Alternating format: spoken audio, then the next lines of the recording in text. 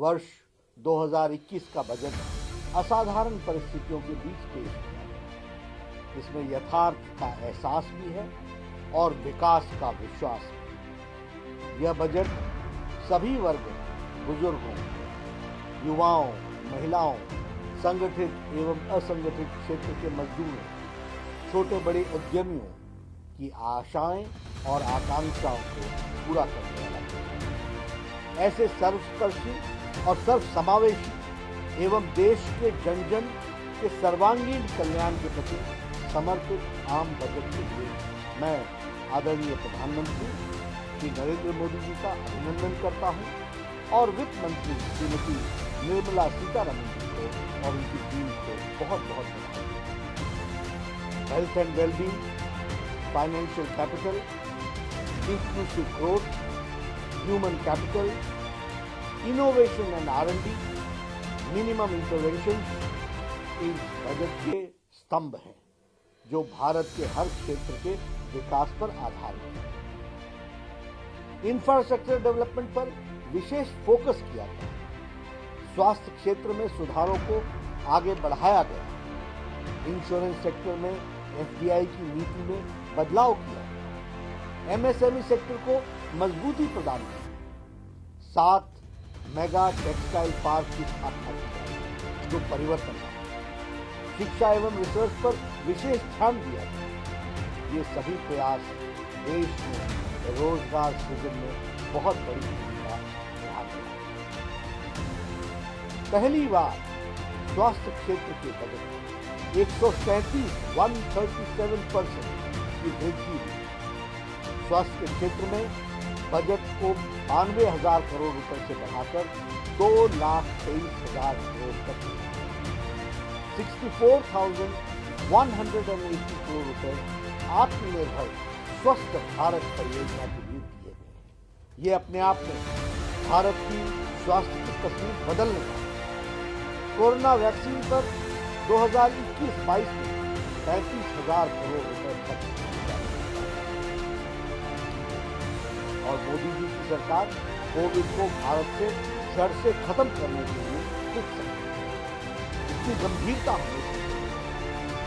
प्रधानमंत्री श्री नरेंद्र मोदी जी ने अपने नेतृत्व में केंद्र की NDA की सरकार किसानों के कल्याण एवं आय को दुगना करने के लिए MSP बढ़ाकर उत्पादन लागत का 1.5 गुना किया गया। प्रधानमंत्री मोदी जी की सरकार पिछली सरकार से करीब 3 गुना अधिक राशि किसानों के खातों में पहुंचाई। हमारे सीनियर सिटीजन्स जो 75 साल से और उससे ज्यादा उम्र के सीनियर सिटीजन्स को IT रिटर्न से राहत देने और पेंशन से आय के इनकम टैक्स की छूट दी जा रही। सभी के लिए घर हमारे लिए प्रायोरिटी का विषय है। होम लोन पर ब्याज में 1.5 लाख रुपए की कटौती के प्रावधान को 31 मार्च 2022 तक बढ़ाया गया।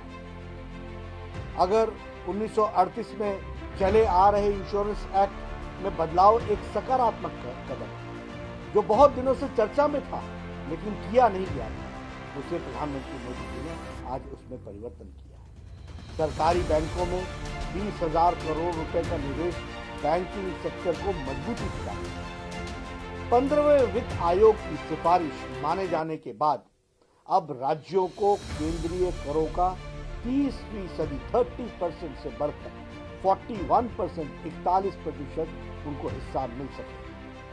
कैपिटल एक्सपेंडिचर के लिए हमारे 5.54 लाख करोड़ रुपए खर्च किए गए और उसका प्रावधान किया जो कि पिछले बजट से 30% अधिक है, 30%। इसके अतिरिक्त राज्यों और स्वतंत्र बॉन्डेज यानी बॉन्ड्स भरने का भी उनको 2 लाख करोड़ रुपए दिए गए।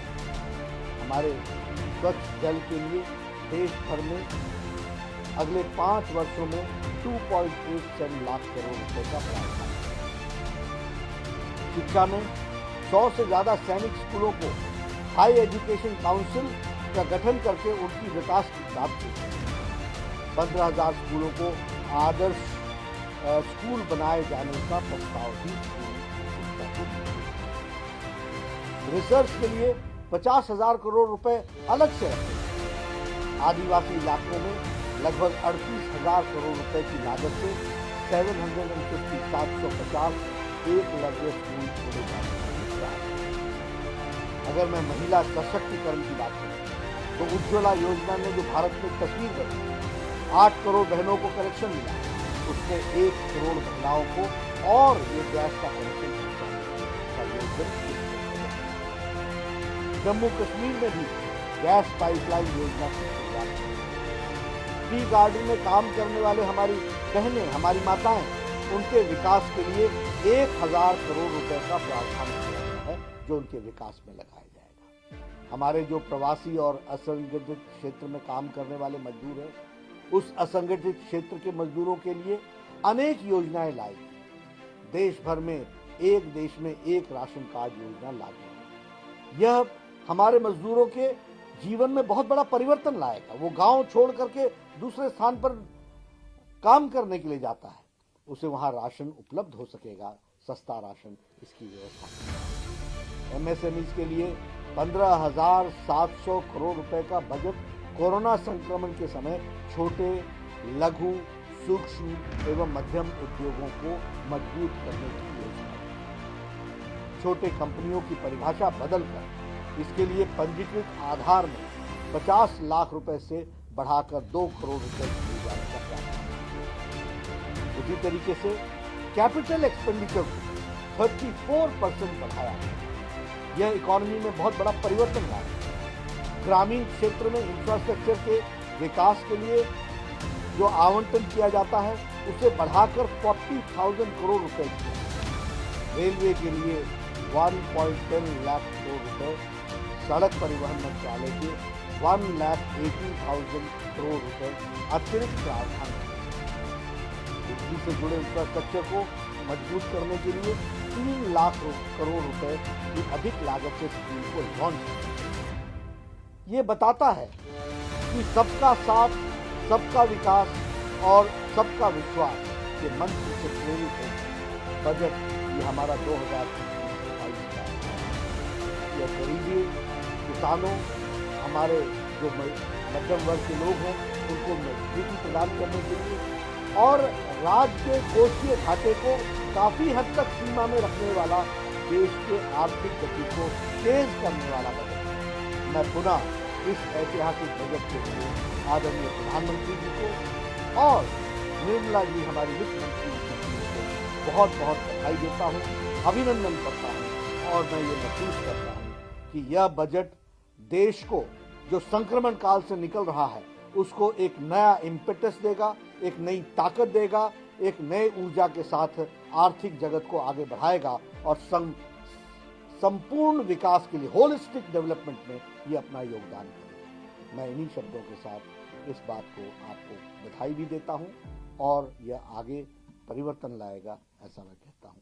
धन्यवाद। खबरां नाल जुड़े रहो दिन रात, सिर्फ पंजाब वायर न्यूज़ दे नाल।